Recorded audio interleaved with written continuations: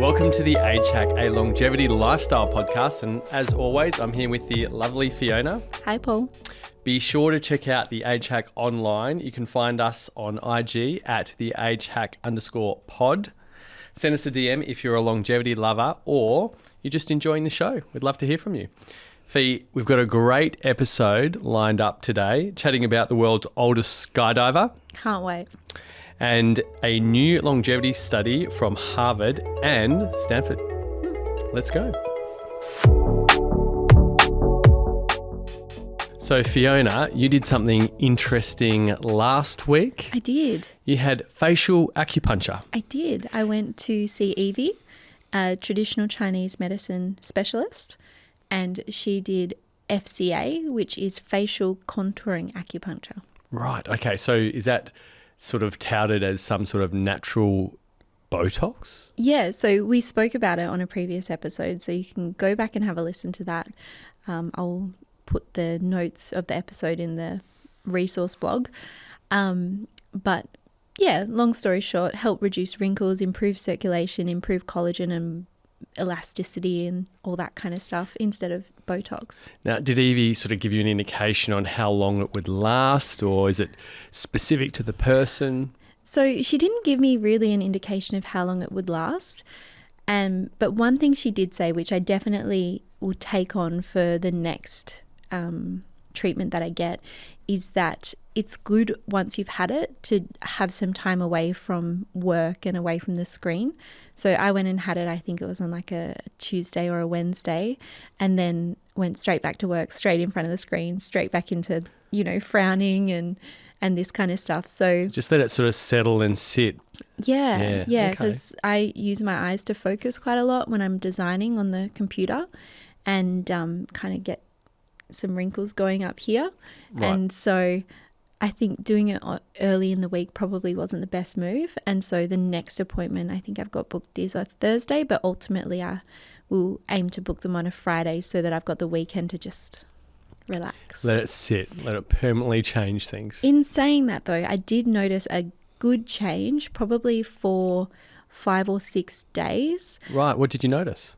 Just my skin the second and third day just looked really fresh, like very juicy. That's a good word for it. Yeah, like just looked really fresh and juicy and like really healthy. Now, how many needles did they use? So I think in the previous episode I said, I think it's around 40 needles. Wow. So I believe I was trying to count as she was doing it. I believe I had 20 odd in the face and then maybe another 5 in my feet and legs. Okay. And was that maybe to increase circulation to the face or? Possibly. Right. Possibly okay. to do something like that. But it was a really cool experience and it wasn't painful at all. That was my next question. Didn't hurt? No. Did you feel them going in much or? Like a tiny bit, but it's like your brother's a physio. My brother-in-law's a physio. And he does the feathering. That hurts. It can hurt, yes. And so it was nothing like that. So it just goes in once, it stays there and that's it? Yeah, she puts them all in and then she leaves for 20 minutes. 20 minutes, okay. Yeah, I just relax and then you can kind of feel when she puts them in that the muscle tenses up a little bit and then all of that tension in that muscle kind of melts away over the 20 minutes and then she plucks them all out and away you go. And how often does Evie recommend coming back? So fortnightly, and I think she said 6 appointments or so. So I'll give it a go for a good long while. I'll try to book it on the Friday so I get the extra downtime.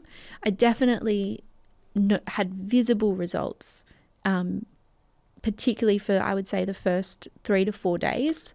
Better, fresher looking skin, less wrinkles. And I could feel the relaxation in my face because I hold a lot of tension here and in my jaw and I could just feel that my face was a lot more relaxed. So, all right, I think we should talk about this more, especially towards the end of that 6 weeks and let our listeners know how it goes. Might have to be on the next season, but yes. Okay, all right. Let's do that. So, Paul, we're up to our Blue Zone tip of the week. Where are we going this week? So going to Okinawa. Back to Japan. Back to Japan. Great. Yeah, so just a refresher on the Okinawa stats. The men have an average lifespan of 80.87 and the women have an average lifespan of 87.44. Wow, that's actually still quite a difference. 7 extra years. Yeah. And basically, our blue zones are areas where people live longer, healthier lives. And when they look at Okinawa, they find that they also have fewer chronic illnesses, heart disease, cancer, and diabetes. Right. And, we've spoken a little bit in recent episode about the Mediterranean diet. And I was interested to kind of see how the Okinawan diet varied from the Mediterranean diet. Interesting. Is it quite similar or is it very different? I think there's similarities in terms of how plant-based it is. Interesting. Neither of them eat a whole lot of meat. Okay. But this one just kind of like jumped out at me as something crazy. There is a vegetable called beni imo. It's a purple sweet potato. Right. Okay. Are they the purple ones that we see in the supermarkets? Yeah, but the flesh is purple. Right. So. Oh, okay. So it's not the one with the purple skin. Not purple skin. I think the skin is actually white or brown colour, and then the inside is purple. I have seen them before in Australia. Right. Okay. But you might have to find a specialty grocer. But the thing that blew my mind about this is that in the 1950s, almost 70% of the Okinawans' caloric intake was from this vegetable. Wow. And so if we've got a lot of centurions coming up alive now, and they were 70% consuming of their this back calories then. is coming from this purple sweet potato. Amazing. So I'm like, what's it all about? What is so good about this purple sweet potato? Because obviously it's not having a negative impact on their health. Do you know much about it? I didn't know the specifics about if it was the outside or the inside, but I do know a bit about the purple sweet potato, and the colour is an antioxidant. Yeah. And it has been shown to really, in an antioxidant study in 2021, reduce the risks of cancer and heart disease as well. So, working on some of the major killers in the Western world and helping reduce those factors for mortality. From the whole of the purple sweet potato or from this specific antioxidant? From the antioxidant that makes the colour in the sweet potato. Right. The purple sweet potato. Okay. Obviously, they're also high in fibre. That's always good for you. Mm-hmm. High fibre diets will massively reduce bowel cancer. Yep. So really important because bowel cancer is a pretty tough one to stop once someone has it. So yeah, we'll definitely help with that as well. What do you know about carotenoids? So they are the antioxidant and form the colour. Right. So that's the antioxidant that the study was done around. Yes. You've heard of beta-carotene that makes carrots orange. Yeah. So carotenoids would be the colour in the sweet potato, the purple one. So it actually says that they contain 150% more antioxidants than blueberries do. Wow. And we know blueberries is one of the markers of the high antioxidant foods. Yeah.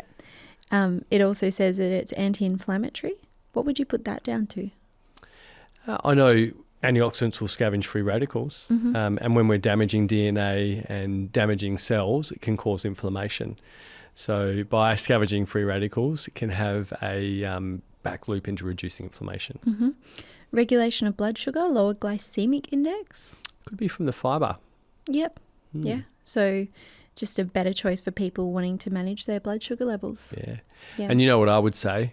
I would say it would always be best to pre-cook them and change the active starches that can spike blood sugar level into resistant starches where the body doesn't convert them to glucose as readily, and so we don't get the insulin spike, which will cause inflammation. Instead, it will make its way into the small intestine and feed healthy gut flora at the same time. I was going to say it's quite nourishing for your stomach to have resistant starch, isn't it? Exactly. So typically you can get it straight away from a green banana, but to get resistant starches in starch-rich foods like rice, potatoes, sweet potatoes, you need to cook them first. It changes the structure. And then when you reheat them, it doesn't change it back to how it was before, that structure is changed. That's cool. Yeah. So the best way to do it is to cook it the day before, let it cool in the fridge, and then reheat it the day after, or a few days after is fine. Yeah. And also rich in vitamin A and C. Excellent. And then the final note that I had was that it contains anthocyanins, which are potentially cancer preventative. Right. Okay. Again, antioxidants. Another antioxidant. So, yeah, I just was so fascinated by that. A real superfood in the blue zone of Okinawa. I wonder if Barbara is going to start talking about it. There'll be a Australia shortage in sweet potatoes that are purple. Who's Barbara? You haven't heard of Barbara? Oh, yeah, the lady, and she talks about all sorts of natural remedies. Is that who you're talking about? That's right, yeah. And look, the reason I'm not saying her last name is it's escaped me, which is really terrible. But now health food stores can't get enough, what's the oil? Castor oil. Oh, really? Yes, they're selling out. I'll go into a health food store now. I'll see 3 different brands because they need to be ready for when she talks about it again. It's going to sell out. It's going to blow up. Celtic sea Barbara salt. O'Neill. Barbara O'Neill, that's right. Yeah. Celtic sea salt. Can't get enough Celtic sea salt now because she's talking about it. So it's quite funny. We had health food stores back in the day, and I think the castor oil that I had sat on the shelf for years. Yeah. And now they sell out. They can't get enough of it. People are even just finding castor oil, pouring it in bottles and writing it on a sticker. This is castor oil, like $40. Yeah, I wonder if Barbara will start talking about purple sweet potatoes. Yeah. Go for it, Barbara O'Neill. I was just so left of field. I was like, who's Barbara? Who's Barbara? I'm sure people. Oh, if you're living under a rock, you might not know Barbara. But yeah, check her out on her Instagram and socials. She's actually been kicked out of Australia. She makes some great content. She makes great content, but the Australian authorities don't like the claims she makes. So now she's living out of Australia so she can keep making this great content. She sounds like she's got a strong will and a strong purpose. And a strong following. Yeah, that too. Yeah.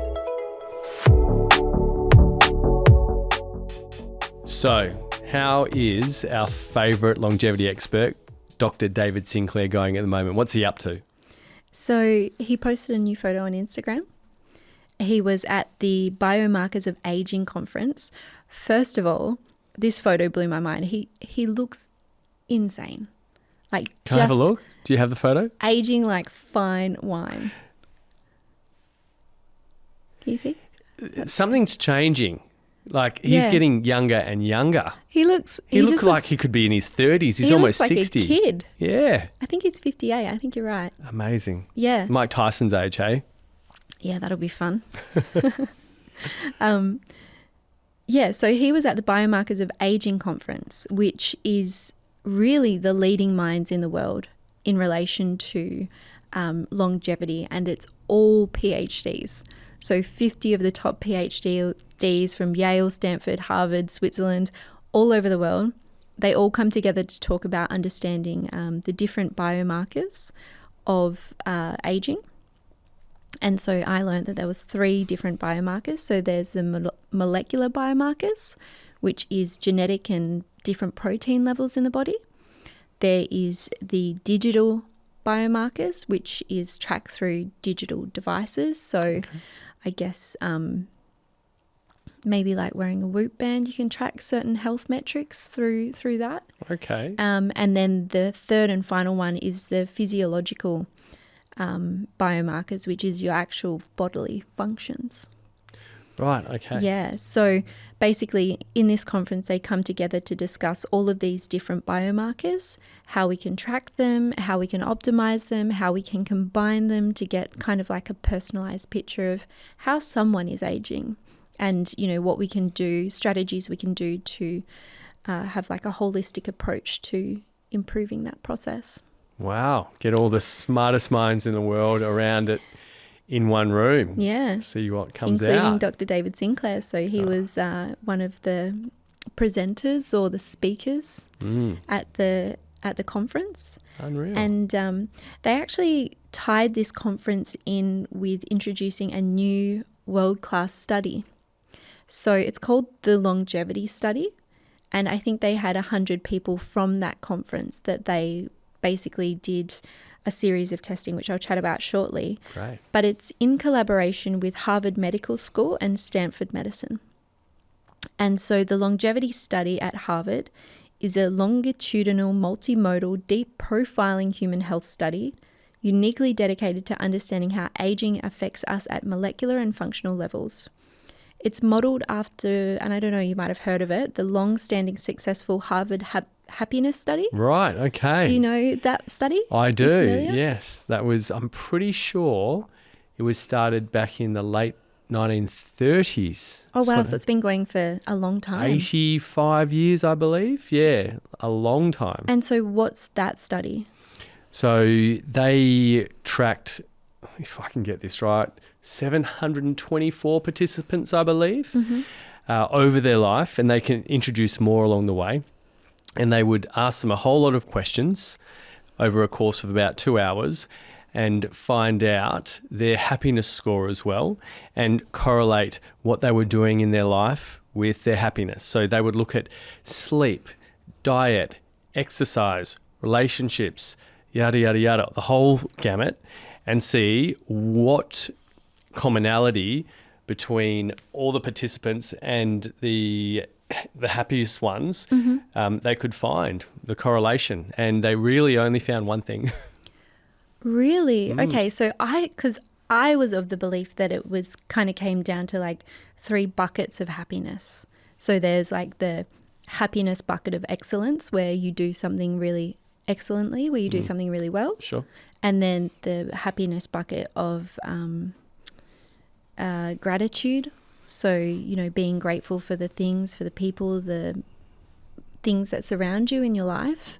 And then the happiness bucket of pleasure. So like eating really good food and other stuff. That can cause happiness in the moment. Right. But for a general happy score, they only found one thing as being effective. What is it? It wasn't diet. It wasn't exercise, sleep, etc. It wasn't success in your job. It was good social relationships. Yeah, right. And that also correlated to longevity. So those in the study who had good social relationships, knew how to socialize, had genuine fun when socializing, and built solid relationships were the ones that were happiest and lived longest. Amazing. That's really cool. I think it's obviously the Harvard happiness study is pretty groundbreaking. You know, it's long running and it's extensive, but the thing that I really like about it as well is that they're opening this up for public use, and they have a free course. So Harvard actually created a happiness course that anyone in the world can do for free. Right. Are we going to do this? Yeah, I thought we could check it out. Definitely. But I'll share it in the resources. Great. And you can read a lot more about the So where things can our that listeners find it? I'll create a blog linked to this episode that shares all of the resources that we Unreal. talk about. Check out the blog, guys. This, studies. It's free. The course is free. Go for it. Yeah, that's it. So how good. back on track. They're doing a Sorry, it's segue. okay. They're doing a longevity study. Sure. Created by the people that did the Harvard happiness study. So based on the same model. So I'm assuming that it's going to be, you know, really in-depth, long-lasting, and the same thing, they're going to share the protocols and the findings that come out of it. Unreal. Yeah. How do we get part of this study? I think it's tough because it's underway. Like maybe you can apply, like you said, the happiness study. They took people on as they went. But yeah, again, they piloted it in 2024 in this year at the Biomarkers of Aging conference, which is where Dr. David Sinclair was. We're talking about at the start of this segment. And they're hoping to find the initial findings from the research in 2025. Right, okay. So not long to find some initial findings, but like you said, we'll probably go on for a long period of time. Yeah, and I just read they said samples from the first 100 participants. So they will be taking more participants. Okay, I'll put my hand up. Based on that. I want free measurements to see you don't with even know all the what's things that I'm doing is working. But you don't even know what's involved. Okay, is it too much work? Okay, so I'll tell you quickly what they have to do. Okay. So you have to give a blood sample obviously. Okay, I'm out. No, okay, keep going. You have to give a blood sample. Obviously, they test all of your biomarkers through your blood. You have to do a questionnaire, which goes through your characteristics, health status, medication, diet, exercise, stress levels. And then they get you to do a series of functional tests. So a balance test, which you would be amazing at that. Actually, tell everybody what you do in the elevator every day. So you probably know my middle name is Maximum Effort. So I don't like to waste time. When I'm waiting for the elevator, I will close my eyes and stand on one foot. And when I'm in the elevator, I will then change feet and do it again. And then same when I'm brushing my teeth. When you're brushing your teeth, yeah. Yeah. So I'll brush my teeth left-handed, stand on one foot, and then swap halfway and then stand on the other foot while I'm closing my eyes. Amazing. It's not waste time. You would win that test. So that's one of the functional tests. They also do a 6-meter walking speed. I guess just to see what your mobility is like. I might lose that one. I'm a slow walker. You are. You're a dawdler. Grip strength. Okay. And they do a cognitive test as well. And for participating in the study, you get a $50 voucher. Wow. Okay. I don't know that would actually force me to do it, but getting the results, that's what I'd be interested in. I know. I'm still going to put my hand up. And it's like, everything that they're talking about in this study, it's going to last for at least 5 years. So that's like $10 a year for participating. Oh, so not every year? No, you get a $50 voucher when you do the tests. Right. Hopefully they'll do the test every year. I want my You get another $50 voucher on the yearly basis. Yeah. Anyway, they've got more information online and the questionnaire and everything. So, yeah, watch this space. Hopefully in 2025 we'll start to see some preliminary results. And, yeah, it's just such an exciting space to be in, isn't it? It is. Yeah. We love talking about longevity. So the conference that they were at, they had about half the amount of speakers. So they might have had 20 speakers there last year. And then this year they've got 50 from all over the world. So you can just see the momentum behind the movement. This space is burgeoning. Yeah. It's an exciting space to be in and talk about. Yeah, and I think that's actually what Dr. David Sinclair as well. He said attendance has doubled since last year. Like AI, this field is booming.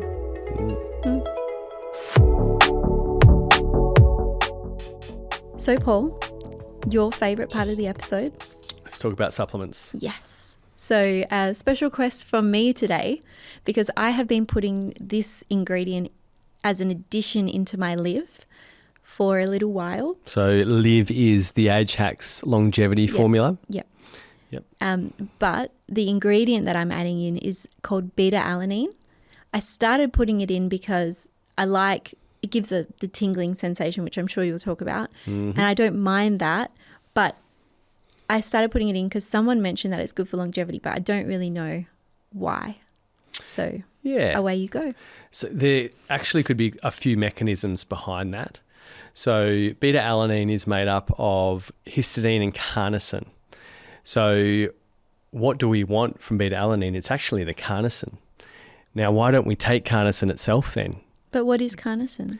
We'll get to that. Okay, slow down. Carnosine, when we ingest it, has to form to histidine to make beta-alanine and then go through our gastrointestinal tract and then re-split again to get to carnosine. So long story short, by taking carnosine, you get half the amount of carnosine in your system than if you take beta-alanine. So beta-alanine is the best way to do it.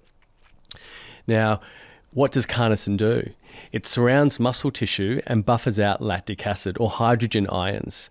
Now, as we go through our energy production cycle and make heavy to medium muscle contractions, so you're lifting the weight at the gym, you're pushing heavy on the bike, you're going for HIIT training or sprinting, hydrogen ions build up. That's one of the biggest rate limiting effects of performance, and it stops us from allowing us to make that muscle contraction. So if we can put carnosine in and it buffers out that lactic acid, we can push more.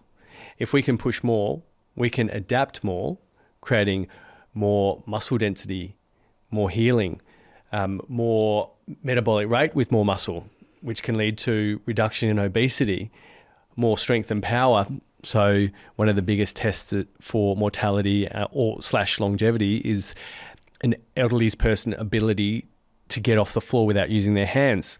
So by taking beta-alanine, creating this carnosine in the system, stripping lactic acid so we can push for longer and cause greater adaptation, can lead to an improvement in being able to sort of stand up. Performance, pushing the boundaries a bit more with the physical limitations in the human body. Also, lactic acid is highly aging on our cells, you know. Oh. Yeah. Okay. So if we can get carnosine to bind to this lactic acid and remove it before this lactic acid can burn on our cells, we are reducing the oxidative stress that this acid or lactic acid or hydrogen ions can cause. So it's a few mechanisms for longevity. It's great to stop oxidization and great for performance.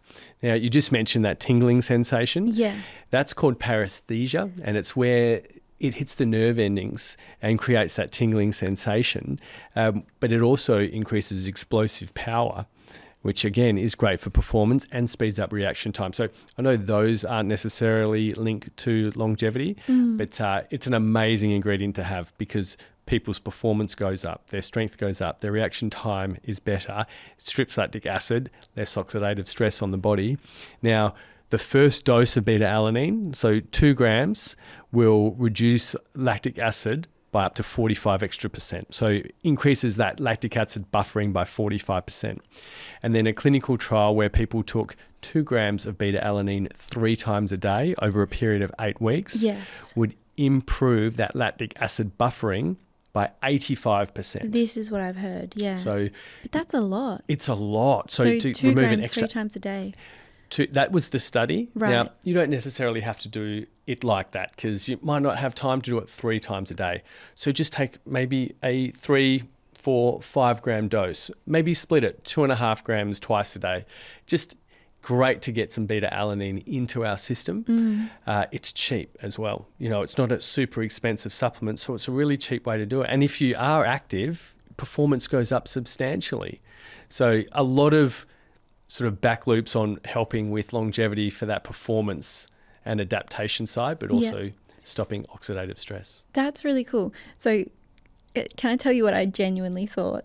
Yeah, of course. So because I feel when I take it, I feel the tingles in my face. So like all around my eyebrows and ears and all through here. And I thought, oh, it's tingling like crazy in my face. That must mean that I'm getting good nutrients and blood flow, and maybe it's like tingling the wrinkles away from my face. Hey, you know, placebo is one of the most effective forms of medicated results. So, hey, if you're thinking it, go for it. Let's go with that. I've only been taking the 1 scoop, which I think is about 1.5 grams, so maybe I could bump it. You could do it a second time. You know, most people aren't taking any beta-alanine ever at all in their lives. So the fact that you're taking some is still amazing. And a lot of people hate it. They don't understand it. So if you don't warn people that that paresthesia is going to kick in, the tingling, they're going to think something's wrong. They're going to think, oh, I'm having an allergic reaction. You know, I had a guy, I sold him some beta-alanine, and he came in, he said, I thought I was going to die. I was rocking backwards and forwards in the bathtub with the water on. I didn't know what was going on. I said, oh, I'm so sorry. That would have been so stressful. From now on, I promise everyone I sell it to, I will tell them about this reaction, which I always do. Now, if you tingle more, it's better. So, you know. You tingle away more wrinkles. Let's go with that. Yeah. You can explain it. We're just getting better absorption. You know, your body's probably responding better to the ingredient. So tingle away, embrace the tingle. A lot of, because it's in pre-workouts, because it's so performance enhancing, not in a bad way. Don't worry about the word performance enhancing. It just really helps with performance. It's not legal.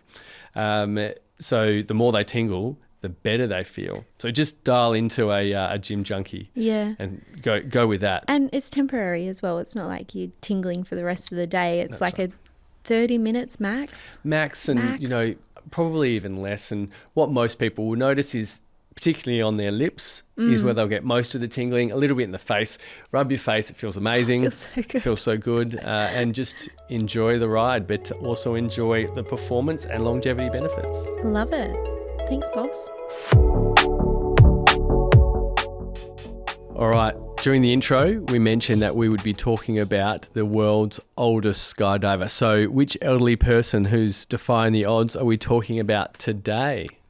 I don't want to say the name because you normally guess the age of the name. Okay. And so I think that you should guess how old he is first. Before I hear the name? Before you hear the name. It is a man. Okay. So I'm guessing over 100, 103.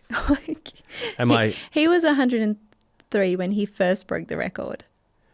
Right. Yeah. Okay. Yeah. All right. So you're very good. I can't get one past you on this stuff. Is that the answer? Has he broken the record since? Yes. Oh, okay. So I'll tell you a bit more about him. One right. So his name is Blaschke. Okay. See, I wouldn't have been able to guess how old he was. Yeah. Is he Russian? No, I think he was American. Okay. Yeah.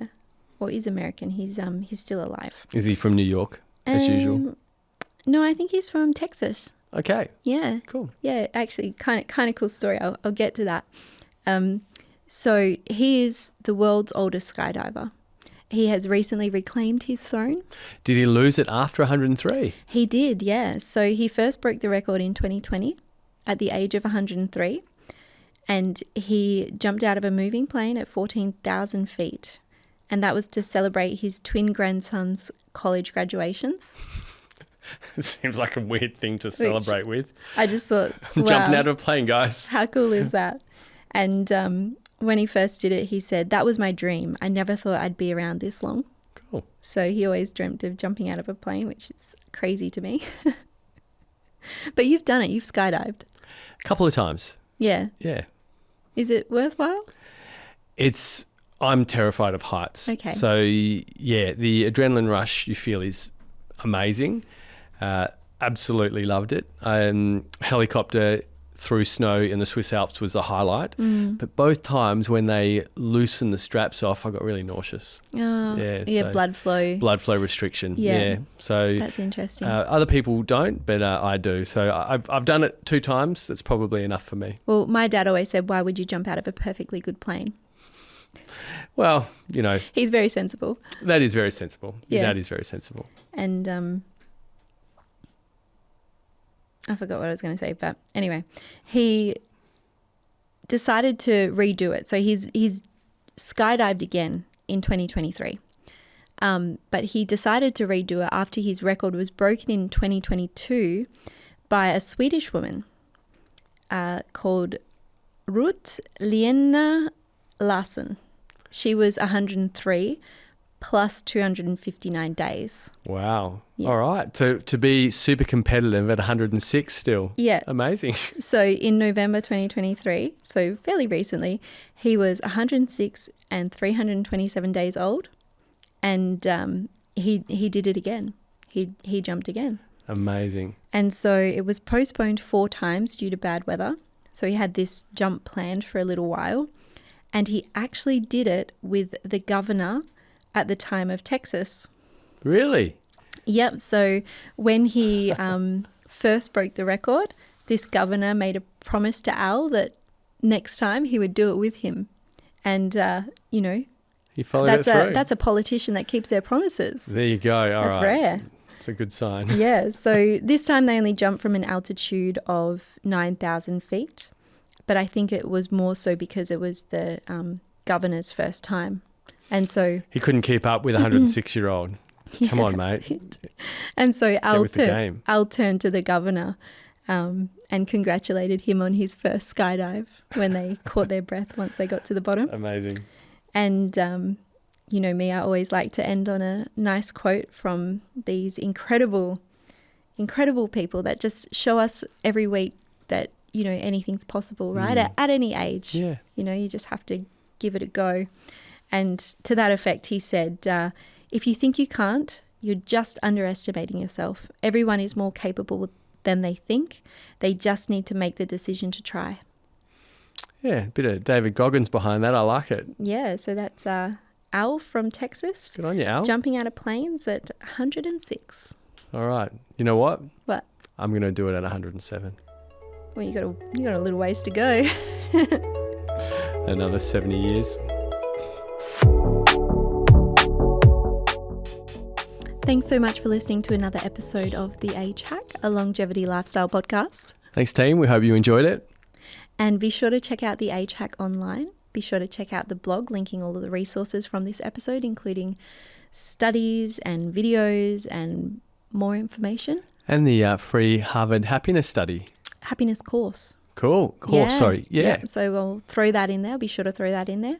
And also check us out on Instagram if you want to get in contact with us, or if you want to see any of the snippets from this podcast. It's the agehack_pod. And next week we will have another jam-packed episode. We are going to talk about, and this, oh, you're going to love this. We're going to talk about Brian Johnson's wild supplement protocol. Okay. It's long list or very short? I'm guessing it's long. Insanely long. Okay. Yeah, so I'm excited to get your thoughts on that. See if you can give him any recommendations. Yeah, sure. Teach the master. And we're also going to talk about whether or not collagen works. That I want to talk about right now, but we'll wait till the next episode. Hold your horses. And we're going to talk about a homegrown longevity legend from here in Western Australia. Really? Okay. Yeah. Exciting. That's it. We'll see you then. See you then, guys.